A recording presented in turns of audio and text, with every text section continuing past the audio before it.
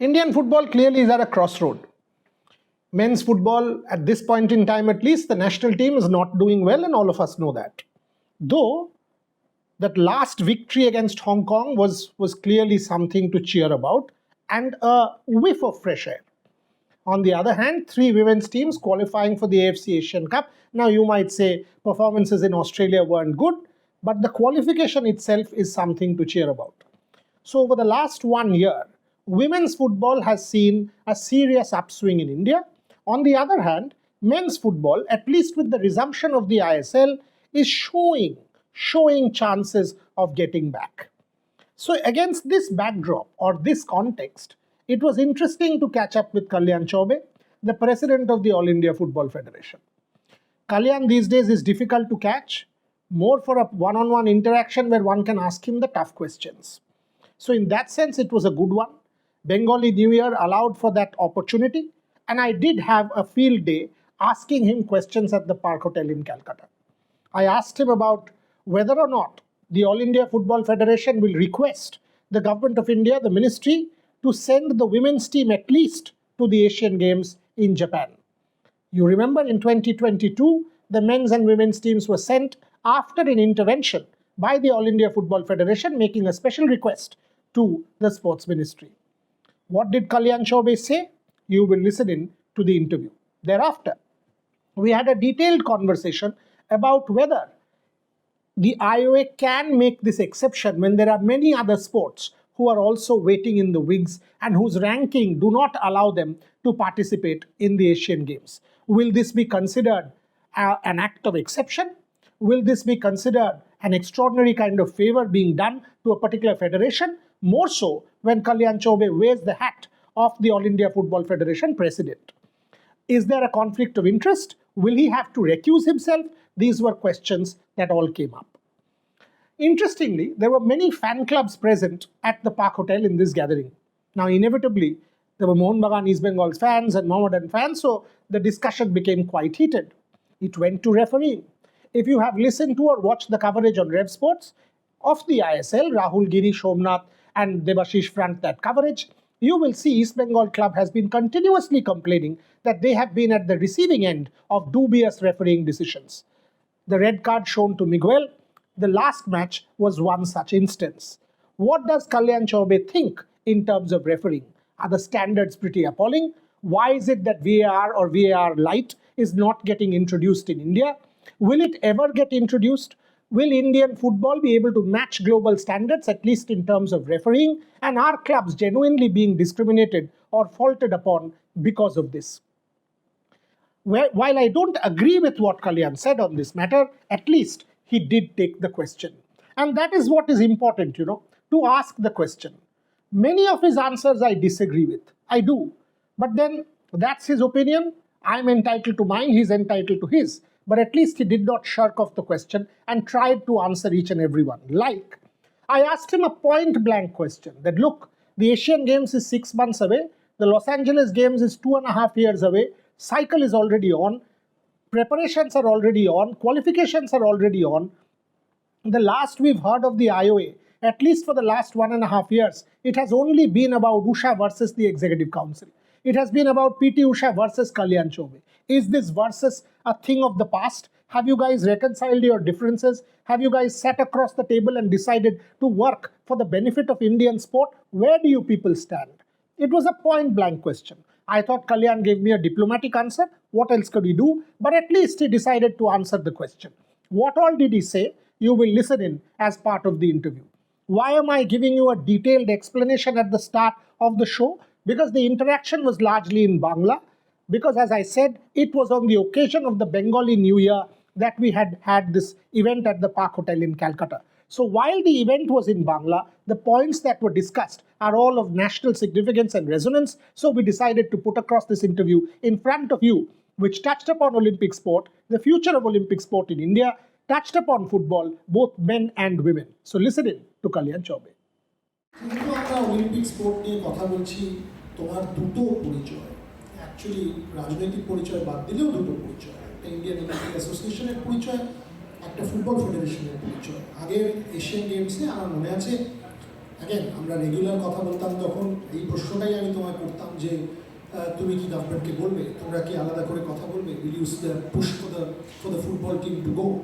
এবছর এই প্রেক্ষিতে যখন ধরো তিনটে women's team AFC Asian cup খেলছে, ভালো খেলছে, ইন্ডিয়া থেকে ফার্স্ট টাইম এরকম একটা অ্যাচিভমেন্ট হয়েছে, এশিয়ান গেমস আসছে, will you speak to the ministry, have you spoken to the ministry, আলাদা করে কোনো এই ধরনের রিকোয়েস্ট বা চেষ্টা কি থাকবে to ensure that the Indian football teams travel to the Asian games? দেখো, এর একটা তোমার প্রেক্ষাপট নিশ্চয়ই বুঝতে হবে। গতবার 2022-এ যে হাংজাও এশিয়ান গেমস হয়েছিল, তার আগে শেষবার ভারতীয় ফুটবল দল 9 বছর আগে শেষবার পার্টিসিপেট করেছিল। বর্তমানে খেলাধুলো আমার মনে হয় চন্দন রায়চৌধুরীও আমার সাথে একমত হবে, আমাদের দেশে খেলা যতটা না মাঠের মধ্যে রয়েছে তার থেকে বেশি কোর্ট রুমে চলে গেছে। একটা সময় ছিল যে খেলাটা হয়তো খেলার ভালোর জন্য, খেলোয়াড়দের জন্য অনেক সিদ্ধান্ত নেওয়া হতো তাৎক্ষণিক ইন্টেনশনের উপরে, কিন্তু এখন পরিস্থিতি বদলে গেছে। এখন প্রতিটা সিদ্ধান্ত নেওয়ার একটা পরিণতি রয়েছে, একটা কনসিকোয়েন্স রয়েছে, যে কোনো মানুষ তোমার ওই সিদ্ধান্তটাকে কোর্টে গিয়ে চ্যালেঞ্জ করতে পারে। কেন আমি বলছি, এই যে এশিয়ান গেমসে ভারতীয় দল পাঠানোর জন্য মহামান্য হাইকোর্টের একটা অর্ডার রয়েছে যে কোন কোন টিম যেতে পারে, টিম স্পোর্ট হলে কারা যেতে পারবে, ইন্ডিভিজুয়াল স্পোর্ট হলে কারা যেতে পারবে, এবং যদি কাউকে সরকারি পয়সায় যেতে অর্থাৎ মানুষের করের টাকায় যেতে হয়, তাহলে সেই কোর্ট নিযুক্ত কমিটির সিদ্ধান্ত অনুমোদন নিয়ে যেতে হবে। আচ্ছা, এর আগে কেমন ছিল যে তুমি টাকা নিলে না, তুমি নিজের খরচে, ফেডারেশন বললো আমি নিজের খরচে টিম পাঠিয়ে দিচ্ছি, কিন্তু এখন সেটাও বন্ধ হয়ে গেছে যে টিম যদি পাঠাতে হয় তুমি টাকা নাও না নাও, দেশের সরকারের অনুমোদন লাগবে, এবং দেশের সরকারের অনুমোদন নেওয়ার আগে হাইকোর্টের 3 মেম্বার কমিটি আছে, সেই 3 মেম্বার কমিটিরও অনুমোদন লাগবে। তো চাই চট করে যদি মনে হয় যে টিম পাঠাতে হবে, এবং আমি ধরে নিচ্ছি তুমি আমি দুজনেই ফুটবলের এখানে শুভাকাঙ্ক্ষী লোক, ফুটবল পছন্দ করি এবং আমরা চাই যে ফুটবল টিম যাক এশিয়ান গেমসে, কিন্তু সেটা কি চট করে করতে পারি? উত্তর হলো না। এই মুহূর্তে চট করে সেটা করার সম্ভাবনা নেই, তবে হ্যাঁ, চেষ্টা নিশ্চয়ই করতে পারি। গতবার একটা প্রেক্ষাপটের ভিত্তিতে একটা ব্যতিক্রমী সিদ্ধান্তে পাঠানো হয়েছিল ছেলে এবং মেয়েদের দল, কিন্তু এখন পরিস্থিতি একই রকম নেই, এবং বারবার তুমি একই বিষয় করতে পারো না। তাহলে প্রশ্ন আসবে, দেশে তো 33টা অলিম্পিক স্পোর্ট ফেডারেশন রয়েছে, বাকি 32টা কি দোষ করি? তার মধ্যে থেকে যে টিমগুলো একই কারণে যেতে পারছে না, দেশের জন্য, সরকারের জন্য, সমস্ত খেলা, সমস্ত মানুষ, সমস্ত নাগরিক কিন্তু এক। বাবা মার কাছে যেমন ছেলে প্রত্যেক সন্তান এক, তেমনি সরকারের কাছে সমস্ত খেলাই এক। তাহলে এই একটা ফেডারেশন নিয়ম বহির্ভূতভাবে যেতে পারছে, আর বাকি ফেডারেশন একই নিয়মের গেরোতে যেতে পারছে না, তারা কি দোষ? তখন এরকম অনেক বিষয় আসতে পারে।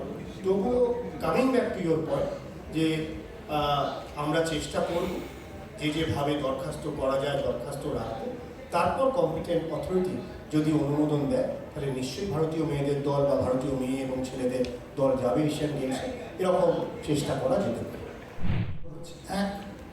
while I appreciate and understand যে বাকি স্পোর্ট একটা এক্সেপশনাল কোনো একটা ডিসিশন হলে তাদের বিরুদ্ধে ডিসক্রিমিনেটরি হবে, at the same time football is unique.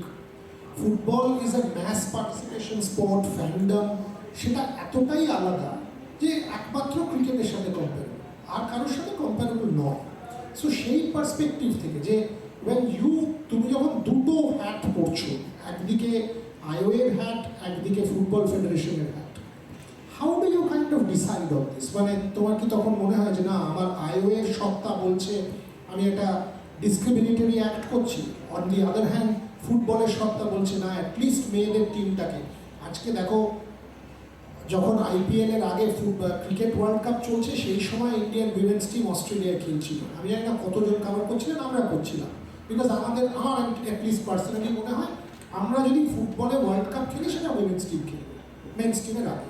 ভুলভাল হতে পারে, but I believe in that. So সেখানে কি জেন্ডার এম্পাওয়ারমেন্ট, উইমেন্স এম্পাওয়ারমেন্ট আমাদের দেশে all of these factors are clearly very important. At least women's team পাঠানোর জন্য কি একটা প্রচেষ্টা করা উচিত?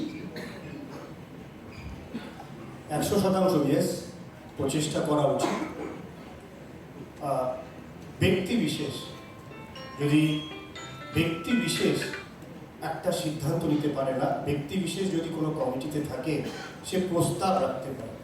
এআইএফের প্রেসিডেন্ট হয়ে একটা দরখাস্ত, একটা প্রস্তাব রাখা যেতে পারে যে ফুটবল যেহেতু দ্বিতীয় জনপ্রিয় খেলা ভারতে, যদি কোনো ব্যতিক্রমী সিদ্ধান্তের মধ্য দিয়ে তাদেরকে সুযোগ করে দেওয়া যায়, এটা দরখাস্তটা রাখা যেতে পারে, প্রস্তাব রাখা যেতে পারে।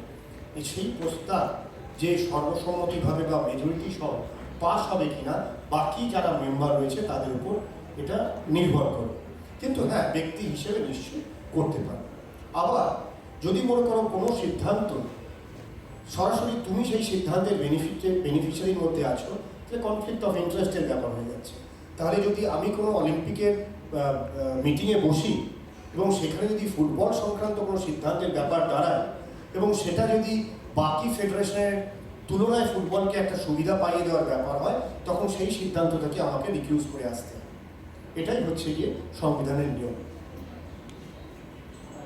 তুমি খুব সঠিক কথা বলেছ যে মেয়েদের 3টে ক্যাটাগরি 17, 20 এবং সিনিয়র প্রথমবার ভারতীয় মহিলা ফুটবলের ইতিহাসে তারা এএফসি খেলছে। এটা রাতারাতি সম্ভব হয়নি। এই মুহূর্তে তুমি আমি যখন বসে আছি, এআইএফএফ এর পোর্টালে 47,000 মহিলা ফুটবলার রেজিস্টার হয়েছে। 47,000 মহিলা ফুটবলার রেজিস্টার হয়েছে। আমরা 1 বছরে 234% জাম্প দেখেছি মেয়েদের ফুটবলের রেজিস্ট্রেশন। তুমি বলবে যে হঠাৎ করে এত মহিলা ফুটবলার কী করে রেজিস্ট্রেশন পেল, কী করে খেললো? আমরা গত 3 বছরে, যদি আমি এই বছরটাকে 3য় বছর ধরি, প্রথম বছরে 90টা শহরে 90টা জায়গায় 87টা লিগ হয়েছে, আর একটা লিগে 6টা মহিলাদের দল খেলেছে, একটা দলে 20 জন মহিলা খেলোয়াড় ছিল। দ্বিতীয় বছরে 63টা শহরে খেলা হয়েছে, আর তৃতীয় বছরে এই বছরে এখন 47টা শহরে খেলা হয়েছে। এই যে বিশাল পরিমাণ তুমি কম্পিটিশনের আয়োজন করেছো, অর্থাৎ অনেক মেয়েদেরকে তুমি খেলার সুযোগ করে দিয়েছো। আমরা প্রথমবার ফিফার সাথে যৌথভাবে হায়দ্রাবাদে মেয়েদের ফিফা ফুটবল একাডেমি গড়ে তুলেছি। প্রথমবার মেয়েদের যে পরিমাণ নাম্বার অফ এক্সপোজার ম্যাচেস পেয়েছে, তুমি যদি দেখো এত সংখ্যক ম্যাচ কখনো ভারতীয় মেয়েরা খেলেনি। ভারতীয় সিনিয়র মেয়েদের সাথে অস্ট্রেলিয়াতে 13 জন সাপোর্ট স্টাফ গেছে, যেটা হাইয়েস্ট, অল টাইম হাইয়েস্ট। এত সাপোর্ট স্টাফ ভারতের জাতীয় দলের সাথে কখনো যায়নি। ভারতের পুরুষ দলের সাথে 12 জন যায়, সেখানে মহিলার সাথে 13 জন গেছে। এরা 47 দিন তুর্কি এবং অস্ট্রেলিয়াতে ক্যাম্প করেছে। তো এদেরকে যতটুকু প্রিপারেশন দরকার, এবং তুমি কীরকম সময় করছো, যেরকম সময় ডিসেম্বর 2025-এ তোমার 15 বছরের মার্কেটিং রাইট এগ্রিমেন্ট এক্সপায়ার করেছে, অর্থাৎ জানুয়ারি থেকে তোমার এই মুহূর্তে কোনো স্টেডি মার্কেটিং পার্টনার নেই, তবুও তুমি কোথাও এই 3টে দলে বিদেশ সফরের জন্য, বিদেশি কোচের জন্য, অন্য প্রস্তুতির জন্য কোথাও তুমি কম্প্রোমাইজ করনি। এর থেকে নিশ্চয়ই বোঝা যেতে পারে যে মহিলা ফুটবল যদি বিশ্বকাপ খেলে, পুরুষদের তুলনায় যদি আগে খেলে, আমি তোমার কথাই যদি ধরে নিই, ফুটবল ফেডারেশন খুব সিরিয়াসলি ভাবছে যে মেয়েদের ফুটবল টিম যেন কোনো অংশে ছেলেদের তুলনায় কম সুবিধা না পায়। সে কোচিং, টেকনিক্যাল বা অন্যান্য যা যা সুবিধাটা ন্যাশনাল টিম পেতে পারে, পুরুষ এবং মহিলারা যেন সমান সুবিধা। আমরা গত কয়েক বছর, এবছর নয়, critical question, I am sorry to ask, but আমরা দেখেছি ইন্ডিয়ান অলিম্পিক অ্যাসোসিয়েশন নিয়ে চন্দনদাও মানবেন, যখনই কোনো খবর বেরিয়েছে কল্যাণ চৌবে ভার্সেস পিটি উষা ভার্সেস এক্সিকিউটিভ কমিটি, সোয়ানসো ভার্সেস সোয়ানসো, আমাদের ক্ষেত্রে আমরা ডিসঅ্যাপয়েন্টেড হয়েছি। বিকজ এই ডিভিশনগুলো, আজকে উনিও ইম্পর্টেন্ট, তুমিও ইম্পর্টেন্ট, বাকি এক্সিকিউটিভ কমিটি মেম্বার্স আর অলসো ইম্পর্টেন্ট। একটা ইউনাইটেড ফ্রন্ট কি এখন তোমাদের মধ্যে তৈরি হয়েছে? Do we have our athletes at the forefront? Asian games থেকে আরম্ভ করে Olympic games, will the administrators work together? কারণ একটা সময় পয়সা ক্লিয়ার হচ্ছে না, সাদেবী আদর ট্রেজারার তার সাথে উষার জমে না, তাই জন্য টাকা ক্লিয়ার হচ্ছে না, এই ধরনের বহু জিনিস আমরা শুনেছি। এখন কি পরিস্থিতি? দেখো, প্রথমত যে তুমি যেভাবে প্রথম শুরু করলে এক্সের সাথে মানে আমার সাথে এক্সের কোনো বিরোধ নেই। যদি বিরোধ হয়ে থাকে সেটা হয়তো রটনা বা মিডিয়া তৈরি করা হবে। কোনো সিদ্ধান্তর ক্ষেত্রে যেটা যদি খেলা এবং খেলোয়াড়দের জন্য সিদ্ধান্ত হয়, সেই সিদ্ধান্ত সর্বসম্মতিভাবেই পাস হয়। কিন্তু এটাও মানতে হবে যে গণতান্ত্রিক দেশে একটা সব থেকে বড় ভালো জিনিস হলো যে দুটো মত যদি থাকে, দুটো ব্যক্তি যদি থাকে, দুটো মতই শোনা হয়। আমরা ঠাকুর রামকৃষ্ণের কথা শুনেছি, যত মত তত পথ। যত মত তত পথ মানে কিন্তু দুজন শত্রু নয়, যে তোমার সাথে আমার মতের বিরোধ হচ্ছে বলে তুমি আমার শত্রু, তোমার সাথে আমার মনের বিরোধ নেই। কিন্তু যে সিদ্ধান্তটা তুমি মনে করো তুমি যে দায়িত্ব পেয়েছো, যে চেয়ারে বসে রয়েছে এবং তুমি আগামী দিনে যার জবাব দেওয়ার, তোমাকে জবাব জিজ্ঞাসা করতে পারে, উত্তর দায়িত্ব তোমার। সেখানে একটা সিদ্ধান্ত নেওয়ার আগে কি তুমি তোমার বিবেককে জিজ্ঞাসা করে উত্তর দেবে না? তো যেহেতু, আর বিশেষ করে তুমি যখন নিজেই বললে যে টাকা পয়সা ক্লিয়ার করার ক্ষেত্রে আরও বেশি সচেতন হওয়া দরকার। পৃথিবীতে যদি কোনো ব্যক্তি সব থেকে বেশি প্রশ্ন করে সেটা হলো যে কোষাধ্যক্ষ। যে কোষাধ্যক্ষ, যে কোষের মালিক, সে কোষের মালিক কোষ দেওয়ার আগে, অর্থ দেওয়ার আগে 10 বার প্রশ্ন করবে। যে ইনভয়েস তুমি নিয়ে এসেছো তোমাকে 3 বার ওটাকে ক্রস চেক করবে। তার মানে এই নয় যে তোমার ইন্টিগ্রিটি নিয়ে প্রশ্ন হচ্ছে, কিন্তু এটা কোষাধ্যক্ষের দায়িত্ব।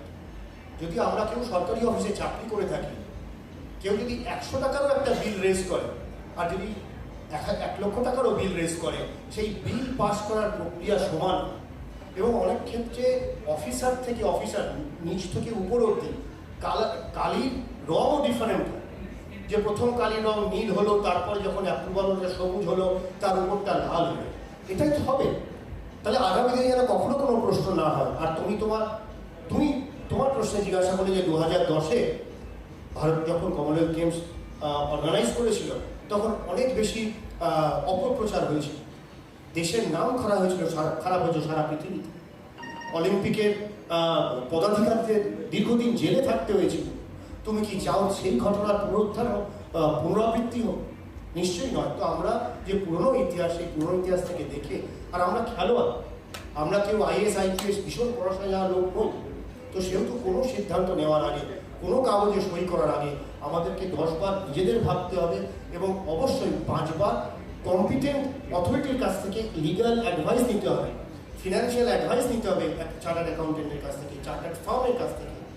সেখানে আমরা ডেলয়েট, যে বিগ 4 যারা আছে তাদের অ্যাডভাইস নিয়ে কোনো বিল পাস করার ক্ষেত্রে করে থাকি। এবং মিডিয়া সেটাকে কি ভাবতে পারে?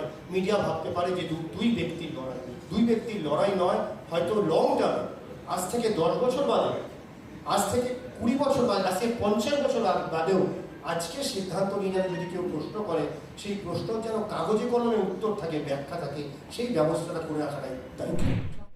My name is Akib. I am a MMSC fan club member. Okay. My question to Mr. President is: will the ISL is now furthering with 14 club and a home away schedule? Okay. What's the roadmap for promotion and relegation? It's a more critical than ever. Okay. How IFA is working to ensure the financial gap between the clubs, and what will be the roadmap for the relegation for this season? And also, we are talking about Vision 2047. Okay. So one thing is the most important thing, how we are working in the grassroots level, and if you are going to play for the FIFA World Cup in 2047, what will be the sponsorship and what will be the deal? Because we have seen in Calcutta, one of the events when the Messi came, lots of advertisement, lots of money was involved. But for the Indian football, we have not seen that kind of sponsorship and that kind of financial money was involved for this. So what will be the roadmap for this, for relegation and for this Vision 2047? Thank you. একটা প্রশ্ন এই মুহূর্তের জন্য 2026-এ, ভাই তুমি বাংলা বোঝো? হ্যাঁ, একটা প্রশ্ন এই মুহূর্তের জন্য 2026-এ কী হবে, আর একটা 2037-এর রোডম্যাপ কী হবে। দেখো ভাই, এখন একটা যখন টুর্নামেন্ট হয়, টুর্নামেন্ট শুরুর আগে টিমস পার্টিসিপেশন এগ্রিমেন্ট টিপিএ বলে, ওইটা সই করে ফেডারেশন এবং পার্টিসিপেটিং ক্লাবে, এবং সেখানে রেগুলেশন লেখা থাকে, রুলস অ্যান্ড রেগুলেশন। শুধুমাত্র ফুটবল নয়, পৃথিবীর সমস্ত খেলাই একটা নিয়মের মধ্যে দিয়ে চলতে হয়। খেলা কি? খেলা হচ্ছে শৃঙ্খলা, ডিসিপ্লিন। যে ডিসিপ্লিন কি আছে? ডিসিপ্লিন একটা কোড রয়েছে। মাঠে যদি আম্পায়ার আউট তোলে, ব্যাটসম্যান আউট না হলেও ব্যাটসম্যানকে মাঠ থেকে বেরিয়ে যেতে হবে। সমস্ত খেলা এরকম একটা রুলস অ্যান্ড রেগুলেশন রয়েছে, যেটা খেলা শুরুর আগে খেলোয়াড় এবং টিমকে সই করতে হবে। যা সই করা রয়েছে সেটাই হবে। তার খেলার মাঝখানে তো আইন পরিবর্তন হতে পারে। দ্বিতীয়ত, 47 পর্যন্ত যেতে গেলে 47 পর্যন্ত একটা রোডম্যাপ তৈরি হয়েছে, কিন্তু সেইটা 4 বছর অন্তর সেখানেও একটা পরিকল্পনা দেওয়া রয়েছে। তো দেখতে হবে যে 22 থেকে 26 যেটা বলা হয়েছিল, 22 থেকে 26-এর ক্ষেত্রে কতটা পৌঁছানো গেছে।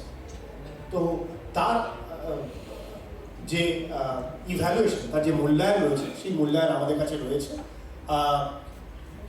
এই মুহূর্তে আমার হাতের কাছে নেই। আমি যদি জানতাম যে এই প্রশ্ন আসবে, আমি নিয়ে আসতাম। এবং অনেকটা রিচ করা গেছে 22 থেকে 26-এ যে পরিকল্পনাগুলো নেওয়া হয়েছিল। কিছুটা বাকি রয়েছে। কেন বাকি রয়েছে সেই চ্যালেঞ্জগুলো আমরা মূল্যায়ন করেছি। আর বিশ্বকাপ খেলা বা বিশ্বের সর্বোচ্চ পর্যায়ে খেলা, যে কথা বারবার অলিম্পিকের কথা হচ্ছে, অলিম্পিক মানে সেই খেলা সর্বোচ্চ কম্পিটিশন হচ্ছে অলিম্পিক, তাই অলিম্পিকের কথা হচ্ছে। ফুটবলের ক্ষেত্রে সর্বোচ্চ কম্পিটিশন হচ্ছে বিশ্বকাপ। তো তার জন্য খেলতে গেলে স্বাভাবিকভাবে একটা লং টার্ম পরিকল্পনা দরকার, যার মধ্যে অবশ্যই ইউথ ডেভেলপমেন্ট রাখতে হবে। ইউথ ডেভেলপমেন্টের সাথে আমরা অনেকগুলো জায়গায় আমার মনে হয় উন্নতির আমাদের অবকাশ রয়েছে।